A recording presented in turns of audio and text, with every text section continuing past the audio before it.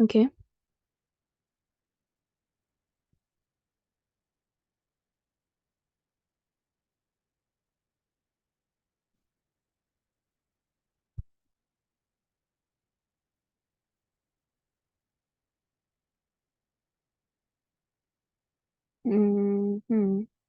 Just give me a sec.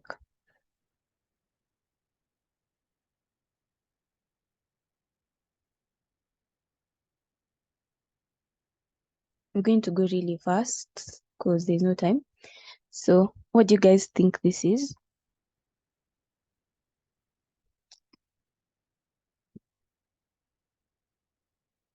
You can type in the chat box.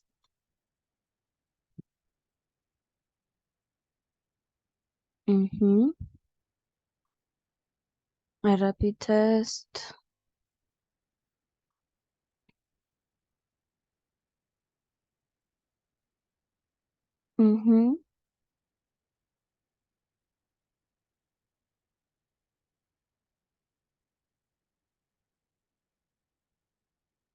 Okay, seems like you guys have many names. Yeah, a Uni-Gold strip is okay. A rapid test kit is okay. Yeah, so this is a Uni-Gold strip test. What does it test? Does it test antibodies or antigens?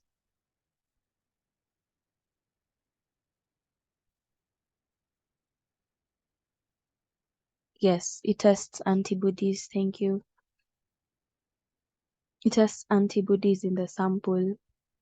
So it's a strip test, a diagnostic test used to detect antibodies against certain infections like HIV, hepatitis B, syphilis. Any rapid test that you can think of uses this strip. So the limitations, we're told to discuss the limitations. So can you guys give me some of the limitations you know? Like what can it give? We can start with false positives. How does it give yes. How does it give false positives? Why would the test give a false positive? Because maybe your antibody is cross-reacting, like yeah. So maybe there's cross-reactivity with other antibodies or non-specific binding. And then someone's also mentioned false negatives. Someone will get a false negative from this test if the patient doesn't have enough antibodies. Like when you test someone during an early infection, like in the early stages of an infection, so the antibodies might not be enough to give a positive result. You can also have someone's also mentioned low specificity. That's also a limitation. It also has limited sensitivity. I said specificity, yeah, and sensitivity. Operator error, I'm not sure because I don't think that would be so nini, because one of the benefits of this test is that it's easy to use. Doesn't require that much skilled labor. Just putting a sample there and adding the agent. It has a name, I can't remember, but can you guys also mention some of the advantages of using a strip test, a rapid test?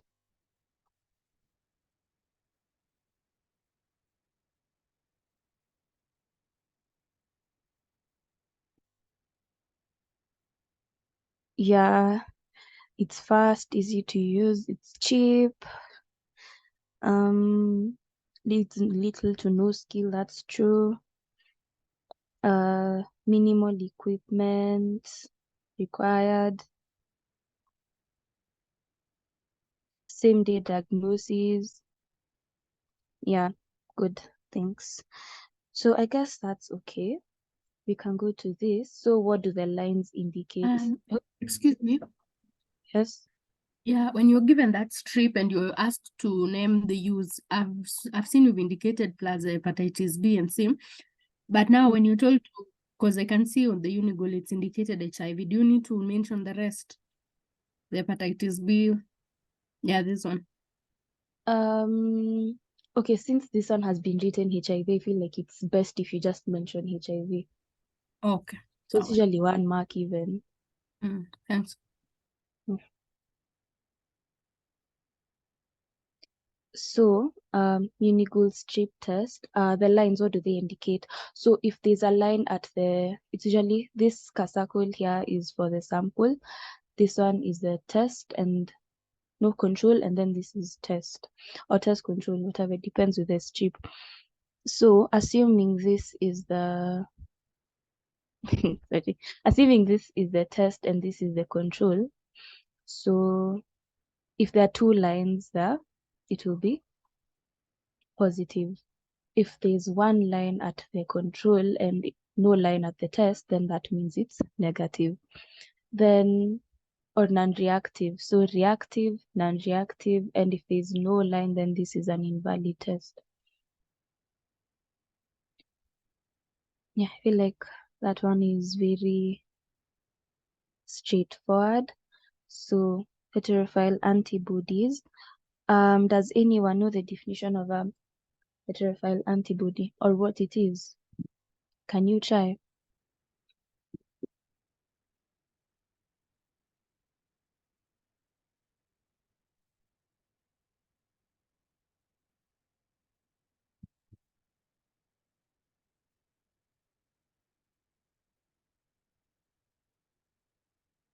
Okay, let me give you a definition and then you guys give me an example of a disease. Yeah, actually, yes. Antibodies is an affinity to different types of antigens. So basically the IgM antibodies that cross-react with multiple antigens. So like in short, poorly-defined antibodies, like they cross-react with poorly defined antigens. Please, someone give me an example. I'm just looking for one disease or two common ones. Yes, EBV. EBV is one of them. And another one that usually taught in pathology when we're discussing the heart.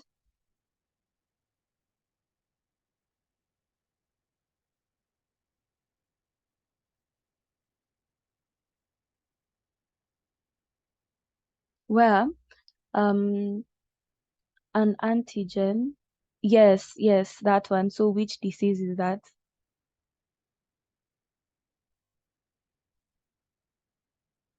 Yes, rheumatic fever. So in rheumatic fever, like what's the pathogenesis? It's when you have antibodies to the M proteins, like group A strep.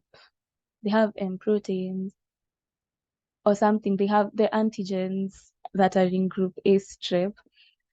Now those antibodies that are formed against them can also, since those antigens in those group A strep mimic the cardiac proteins, which I think they're called M proteins.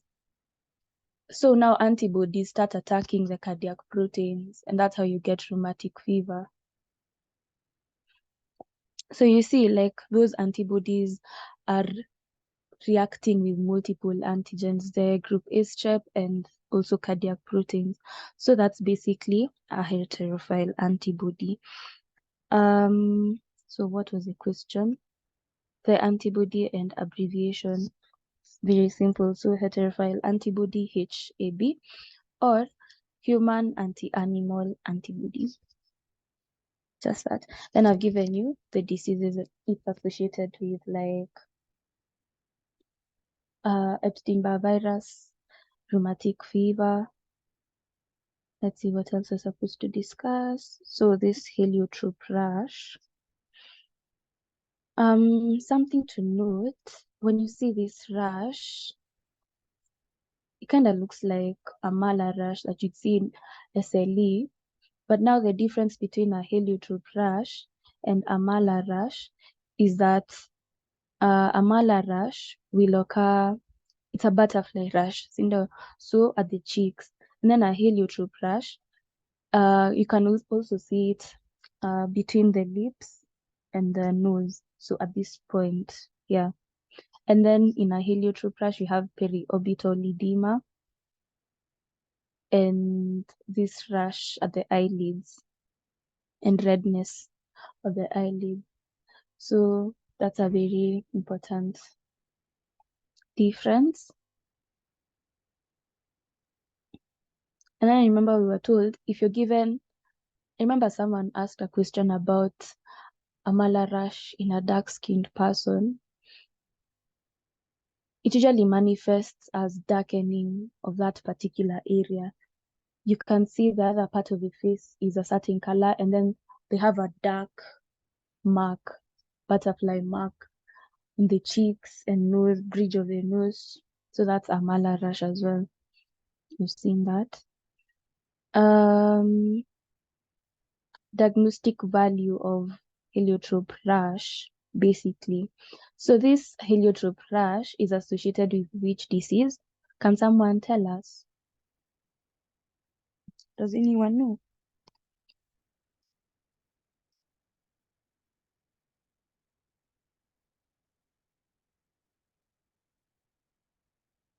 An inflammatory disease.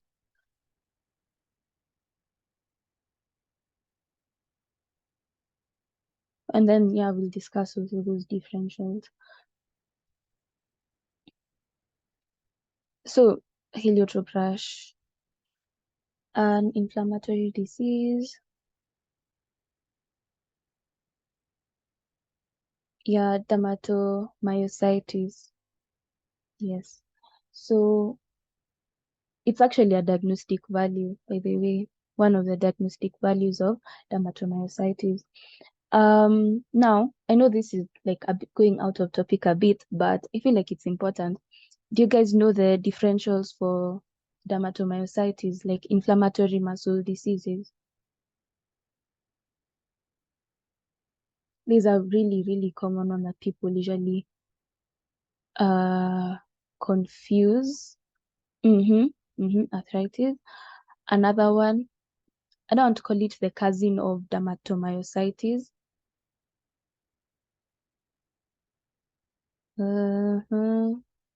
Yeah, myasthenia gravis is also there.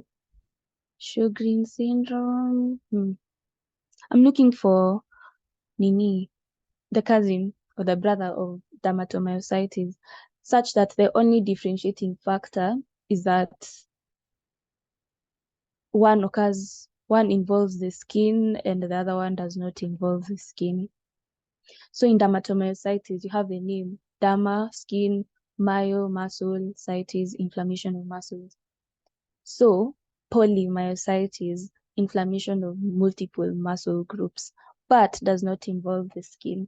So if you have polymyositis and then you see someone with a skin rash or heliotrope rash or something to do with the skin, it becomes dermatomyositis. Yeah, I think we can move on. So here they're saying a positive result for heliotrope antibodies in a patient with clinical symptoms of dermatomyositis may support a diagnosis of this disease. However, it's important to note that not all patients with dermatomyositis have heliotrope antibodies, and a negative result does not rule out the possibility of the disease. Okay. So, selective IgA deficiency and impact on GI tract and differential diagnosis, I think. I don't know. Then GIT conditions causing low IgA. So we can discuss secretory IgA. Where is IgA found in the gastrointestinal tract or in the body? Where is it found in the body? Guys, IgA in the body, yeah, mucosa, which mucosa? In the stomach, so in the digestive tract.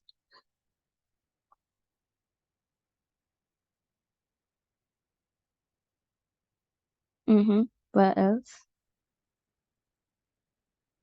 Because I feel like you need to identify where it is or where it's produced, so that you even know when it's low, it will affect which part of the body. So we talked about the digestive tract. Which other part?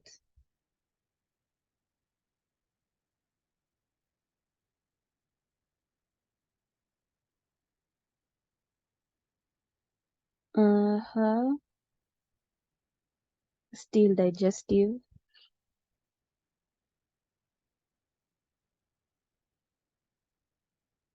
Moving away from the digestive tract, we have the airways, respiratory airways. Yeah, we have the mouth, even in the ears, it's also produced in the ears. So can you guys think of any diseases associated with the mouth, digestive tract, airways, when you have low IgA, or symptoms? Let's call them symptoms, diseases. I'll give an example, like if you have low IgA in the lungs, you can get pneumonia. If you have low IgA in the ears, you get ear infections. So if you have low IgA in the stomach or in the intestines, what symptom will you have? A really common one.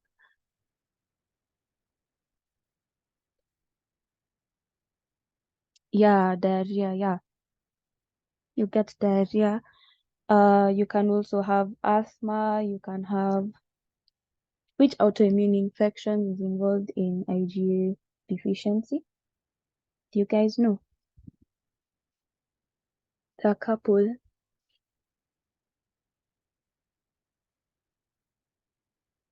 And you guys even mentioned it up here. I mentioned it SLE. Okay, another one. IBD. We have celiac disease. Yeah, all those involve Nini. You see this part where they're asking the differential diagnosis of genetic conditions causing low IgA. You have celiac disease, SLE, inflammatory bowel disease. We can actually discuss if, oh yeah, it's here. Okay. So yeah, I think that's enough. Oh, another thing, this Ig deficiency, it can be inherited or drug induced. I don't know. Does anyone know which drug can cause Ig deficiency? Can even Google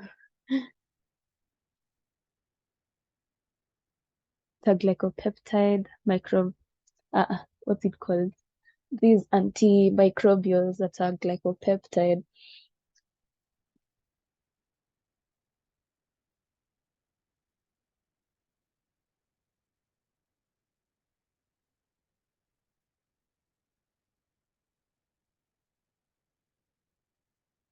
It's vancomycin.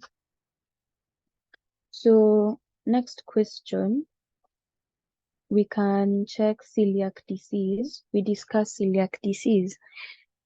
Okay, what are the other names of celiac disease?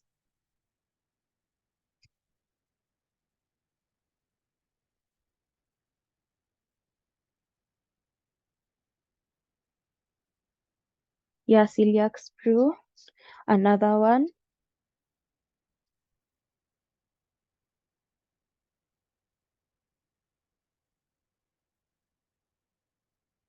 Yeah, gluten enteropathy. So it's gluten sensitive enteropathy. Another one, non-tropical sprue.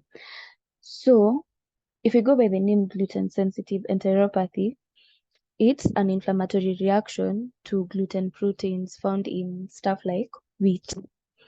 So what happens is you have inflammation that damages the linings and leads to impaired absorption, basically. So inflammation damages the lining, then leads to impaired absorption. This reaction is caused by which cells, which inflammatory cells, or which immune cells?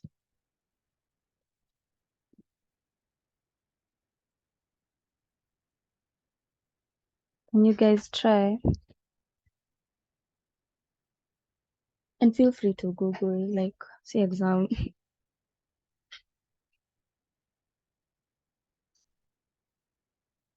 Mm,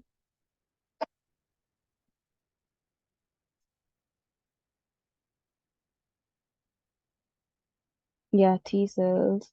It's mediated by T cells. So some of the symptoms of nini of celiac disease. This is very easy, guys. Some of the symptoms of gluten intolerance. Yeah. Steatoria is that.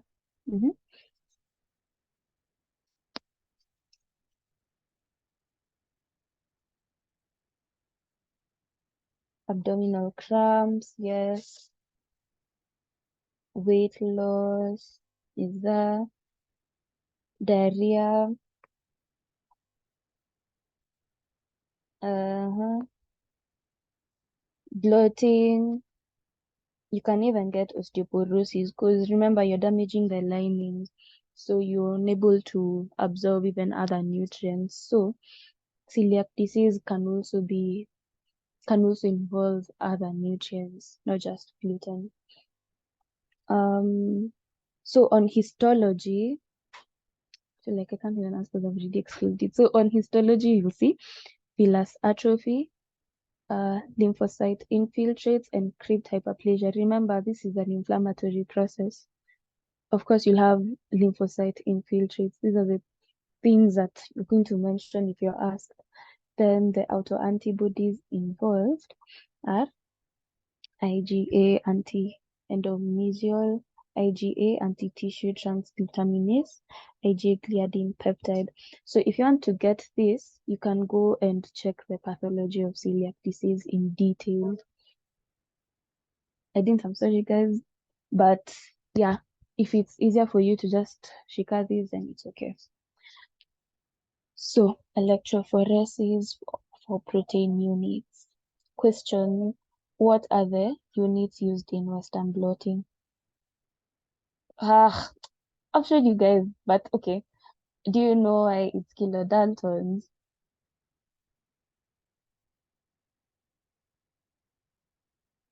Yeah, so why is it kilodaltons? Remember, what are we testing when we use Western blotting? What are we looking for?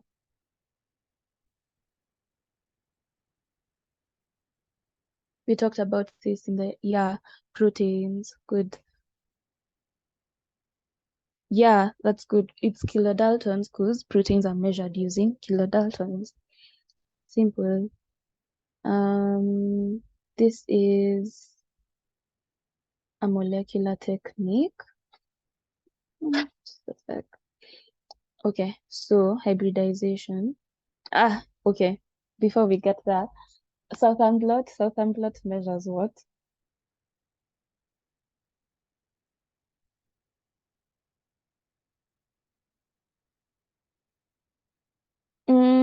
Remember Southern Sudan. I don't know whether you'll be able to remember using that, but Southern Sudan usually gives DNA, like it looks like Southern DNA.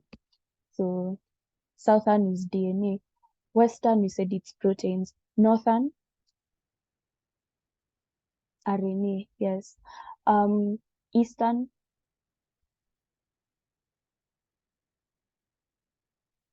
I mentioned it last time.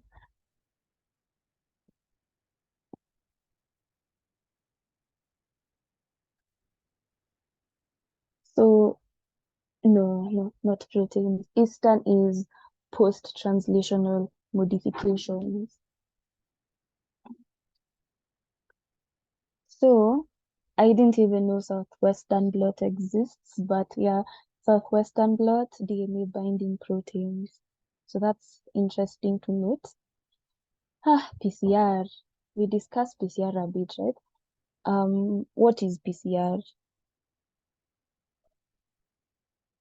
What does PCR involve?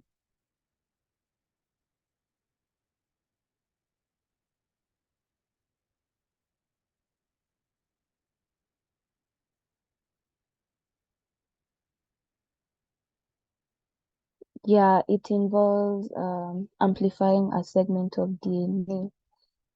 So, let me just check this question for you. I don't want to lie.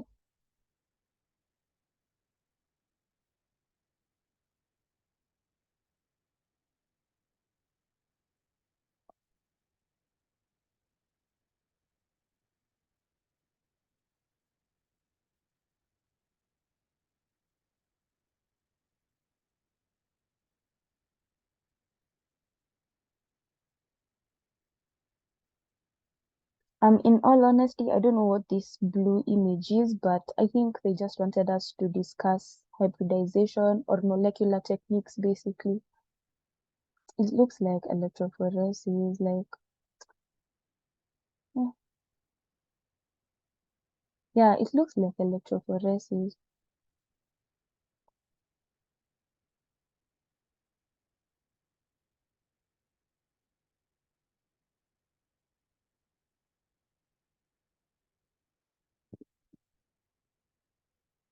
Yeah, it actually is electrophoresis. So, we're talking about PCR. So it involves amplifying a segment of DNA. Okay, so what are the stages of PCR? Like, what are the steps? The 3 steps. We start with number 1,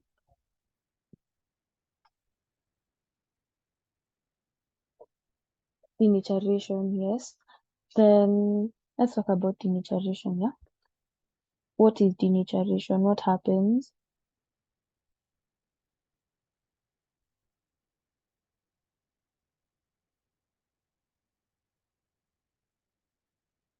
In denaturation, you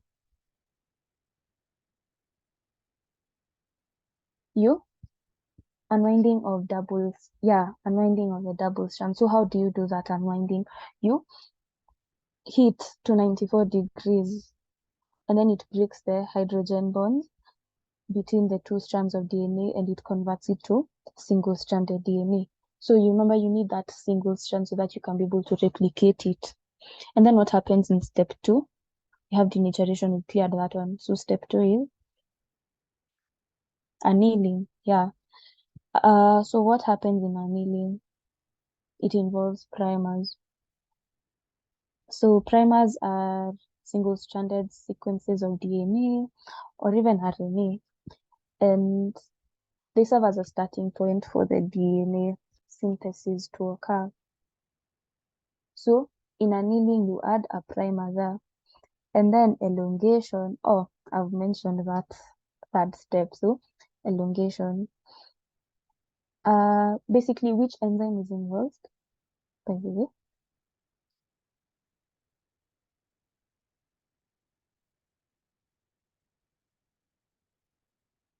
Yeah, DNA polymerase, and you have to be specific about which polymerase it is. Don't just write polymerase, because there is also RNA polymerase. And remember, here we're trying to replicate DNA. So we can also we've discussed the steps.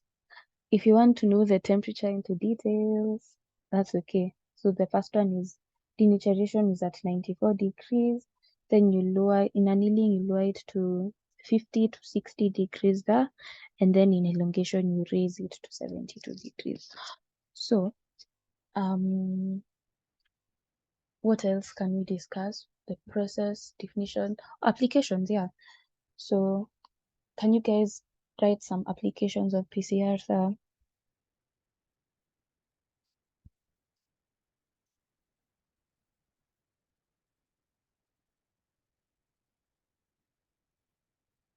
Okay, yeah, there's also termination, but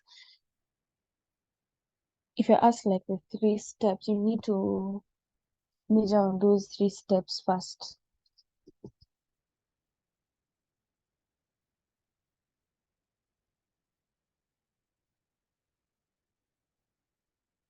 Advantages. Oh yeah, early detection of HIV, true. Paternity testing is also true. To diagnose infectious diseases like COVID, yeah, that's true. We have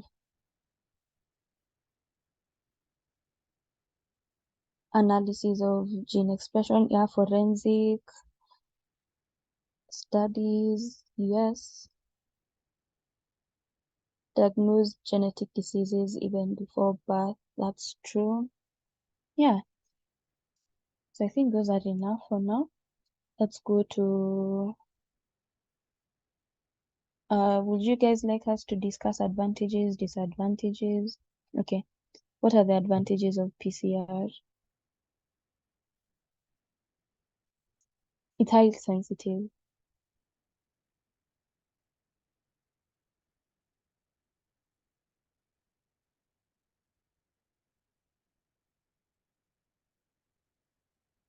Mm-hmm.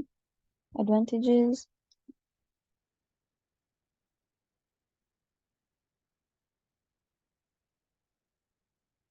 it's highly sensitive.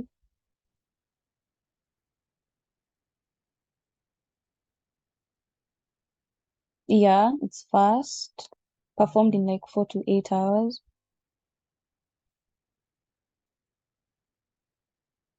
Yes, it's very specific. Requires a small amount of DNA sample, easy to perform.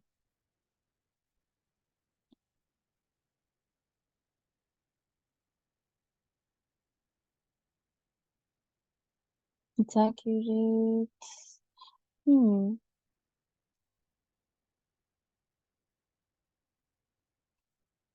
It's increased ability to detect less common organisms like viruses. So the advantages are, for those who are writing, it's fast, it's highly sensitive compared to like culture and staining. It has an ability to test for antimicrobial resistance. It's fast since it's performed in like 4 to 8 hours.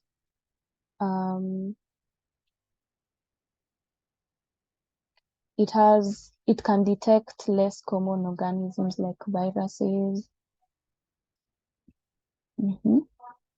Then disadvantages, it's expensive. It also requires a bit of training.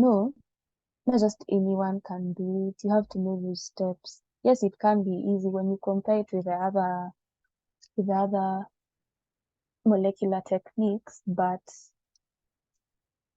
when you compare it to a rapid test, you see, now it becomes complicated.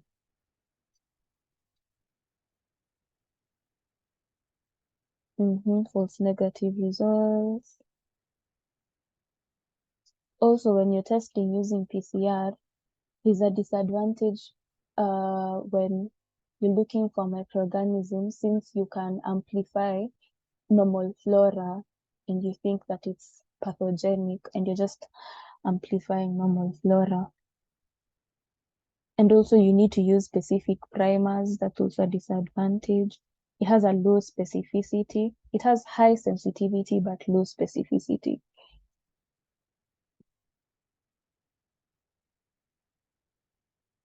A high sterile environment should be provided. Yeah, like that's enough. We can move to the next question. Okay, time is moving really fast. So, ELISA. I think we can discuss ELISA, even the method. Okay, so what's ELISA?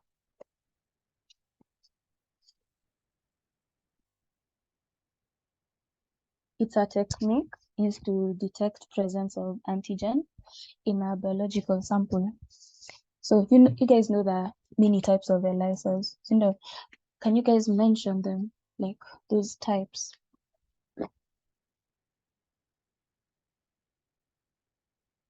Yes, you have direct, you have sandwich, you have what else? Indirect, and you have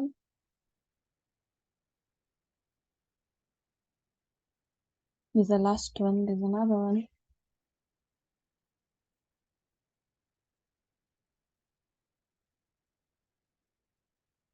Competitive.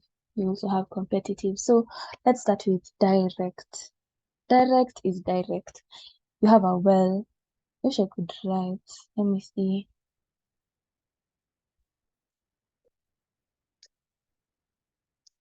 Okay. I don't know how I'm going to do this. I guess I'm just going to have to explain. Let's see. So you have a well.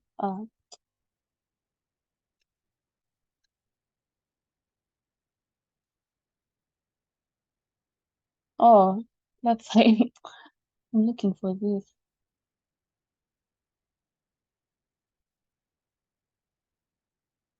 Hey, I can't write. Okay, so I'll just explain. So you have a well. That well is like a container. Let's say it's a container. You know those wells. Let me show you guys down here. You see that whatever we're discussing is just down here. So this is a well. This one. So you have that well, and that well is coated with antigen, and then you add antibodies to detect that antigen. Then you add the sample. Oh, yeah. Here we're detecting presence of antigen in a biological sample. So you have a well.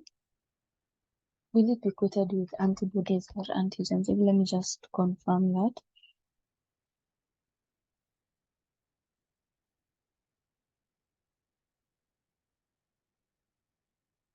Um,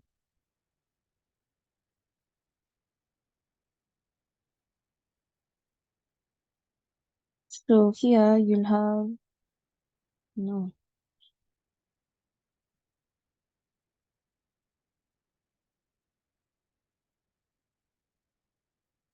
Oh yeah, the well is coated with antigens, yes. And then you apply a sample of known antigen to a surface. Then you add an antibody that is linked to an enzyme. You remember, like when I was explaining in situ hybridization, like there's an antibody that's linked to an enzyme, and then later you add a substrate so that you can detect the antibody, because the substrate will react to the enzyme. Even remember that time I said that those tests are very, very similar to the ELISA. So in direct ELISA, you'll have just one antigen, one antibody reaction. Just that. That antibody is linked to an enzyme, then you add a substrate. Will react, produce a color, the antigen is there. So we go to the next one, indirect. So indirect, you detect presence of antibodies in a sample. So if you're trying to detect antibodies in a sample, how will you go about it? You have a well that is coated with antigens so that you detect an antibody. Okay. So the well is coated with antigens specific to the target antibody in the sample. You have a specific antibody you're looking for. Then the sample is added, and then the antibody will form a complex with the antigen. Okay. And then the unreacted is washed away. And then now a secondary antibody linked to an enzyme. Now, the first antibody, that secondary antibody, is what is going to be linked to an enzyme, is added, and then its specific substrate is added. Then the reaction is positive, it turns color. So we have a well coated with a known antigen, and then you add your sample. In that sample, you're looking for antibodies. So those antibodies in the sample will react with the antigen in the well. And then now you add another antibody to detect the primary antibody. And this secondary antibody is linked to an enzyme. So you'll add a substrate so that you can see the color change. I hope that's clear. So basically the well will be like, I wish I could draw, or let me just look for an image.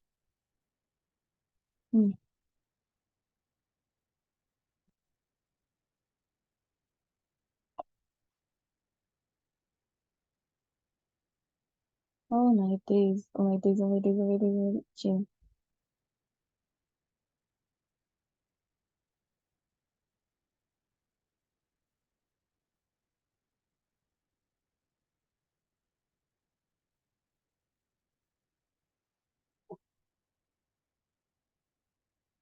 Oh, wow. I guess I'll just have to. I want this thing to go up. Guess it.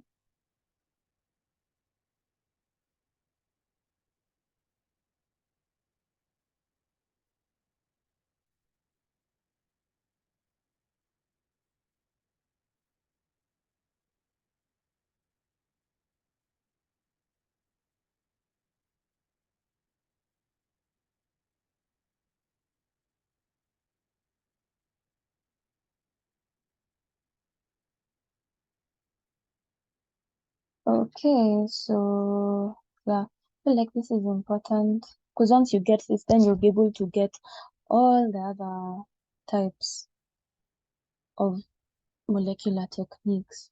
So here, you see here, you have the antigen, primary antibody that was conjugated with an enzyme. So it's very direct. Then here you have a well with an antigen. You add your sample, which has antibodies, and then you add a secondary antibody to detect this antibody. The secondary antibody is linked to an enzyme. So now in sandwich, you're detecting presence of antigens in a sample.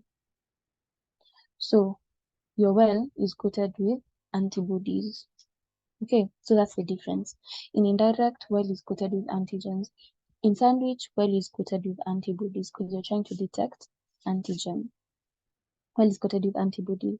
Then you add your sample with the target antigen. So that antigen will come and react to this capture antibody here.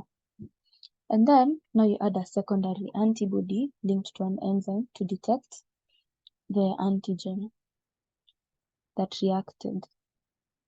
And you'll have this. So it's a sandwich because it's an antibody, and an antigen in the middle. Yeah.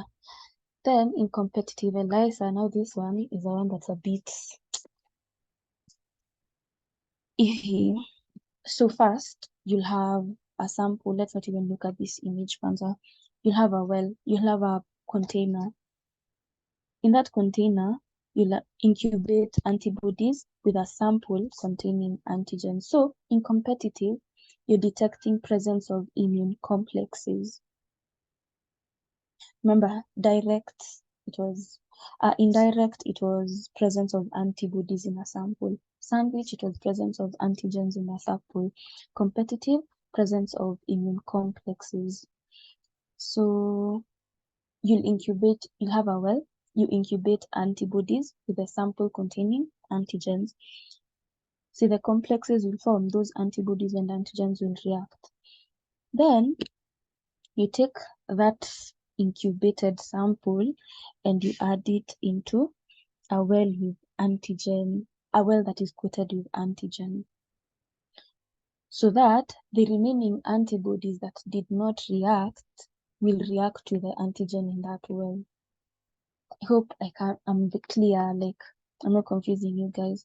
You incubate antigen and antibody first. They will form complexes. But remember, kuna zenye hazita react. So now you take that incubated mix, you add it into a well that is coated with antigens.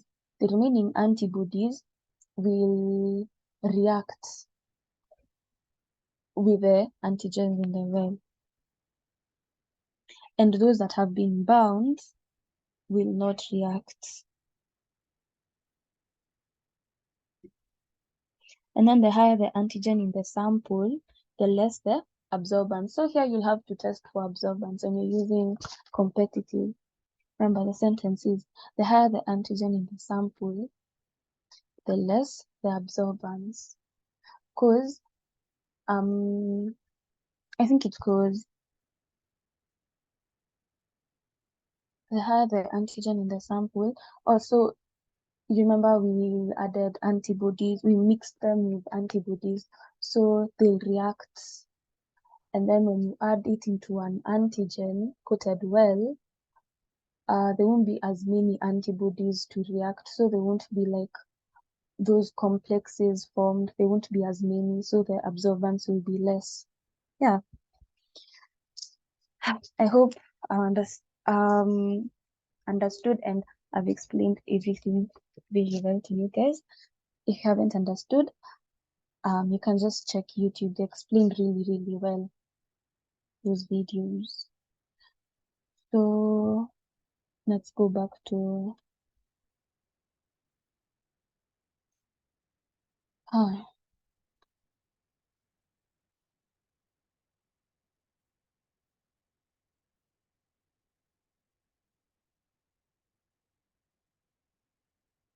I'll have to stop sharing again. But I thought we've discussed a lot. I feel like that's too much. No, just a moment.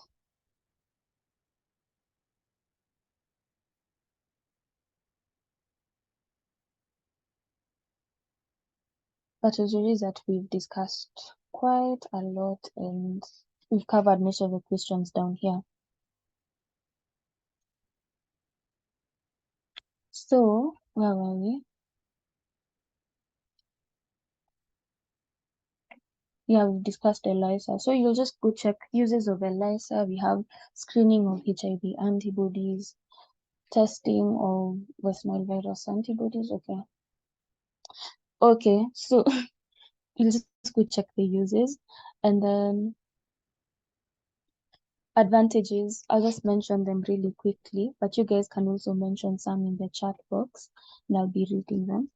So advantages of ELISA: high sensitivity, high specificity, quantitative, qualitative, little hands-on time, and tests various sample types. So remember, high specificity, high sensitivity, quantitative, you get the quantity and the quality of those antigens and antibodies. And then little hands-on time, qualitative, meaning that you remember the time we were using specific antibodies or specific antigens, like you have a target antigen you're looking for. So there is high specificity. And then little hands-on time, because once you put everything in that well, there's not much you're waiting for, you're just waiting for the reaction to occur. And then, but disadvantages is that it has a short time span to read the results, because reaction between enzymes and the substrate will take a certain amount of time and then the reaction will stop. And then you'll get limited knowledge on the antigen. Like you just know it's there, but you won't get a lot from it.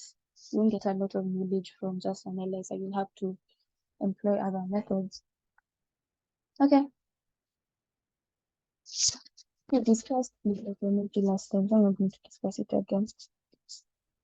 HB electrophoresis. I feel like this will be among our last questions. But okay, even without using this name, so expected findings in a normal adult. How will I ask you guys this question? Okay, let's just discuss it. So in a normal adult, you see the hemoglobin A is the one that's shaded. And then in a fetus, in a fetus, they'll have HbF, HbA. In sickle cell traits, remember you'll have the normal hemoglobin, but you still have a trait for sickle cell, so you still have HbS.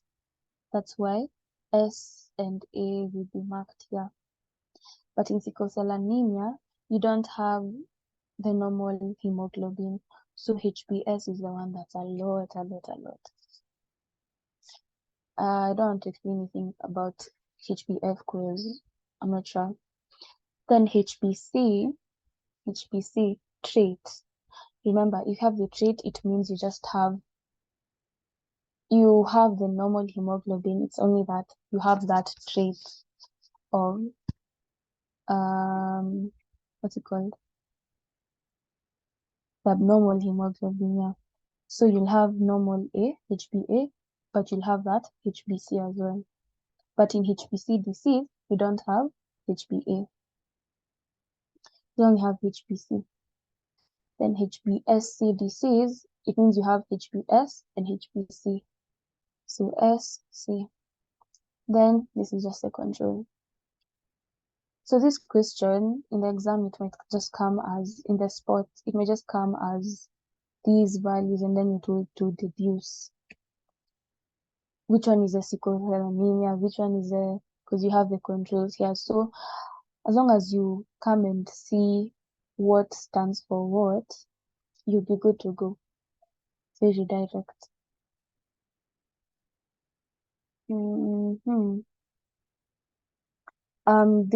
This image, this is in situ hybridization, and I remember I talked about it last time.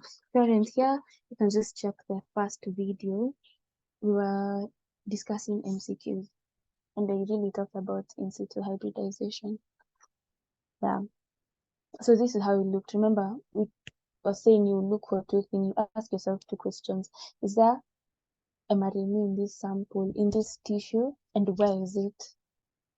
So you're testing for the presence and the location of mRNA or that specific altered gene you're looking for. PCR, we've discussed PCR. This is how the machine looks, by the way. And go check the flow cytometry machine because that's also a very common question. So differentiate it. We've discussed that. So this one's okay. Yeah, we can actually do that. So the blue one stands for or tests for which blood groups?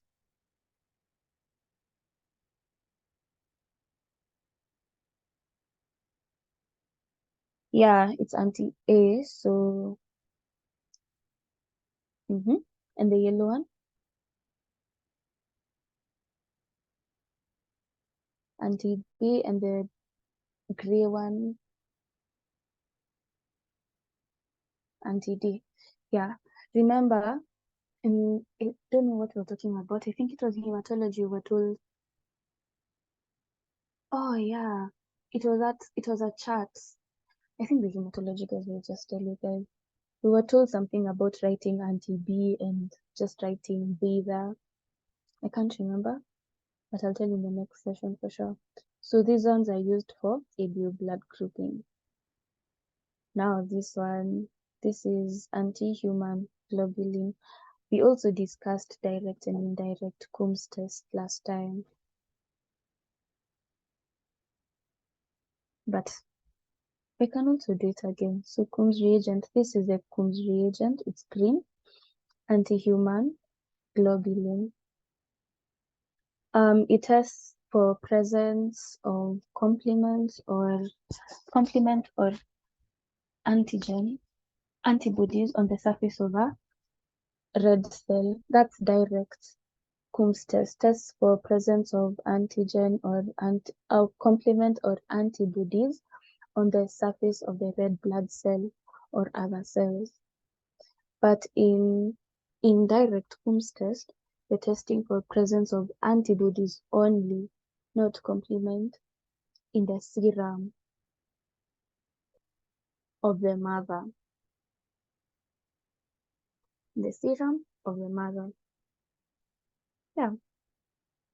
So uses of this anti-human globulin. So if you know that direct, if you're asked about direct uses of direct, you know that you're testing for presence of antigens on the antibodies on the surface of the red blood cell.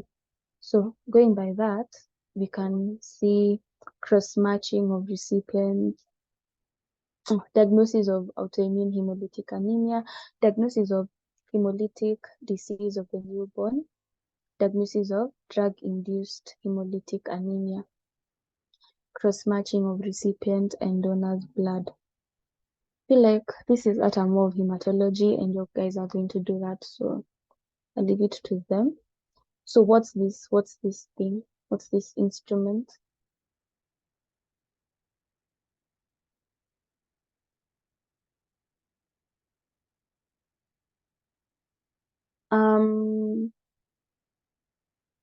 microtiter plate is the best answer because it can also be used for other procedures, not just ELISA.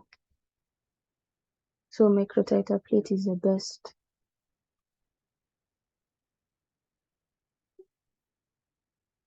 So identify the principle of a treponema pallidum hemagglutination.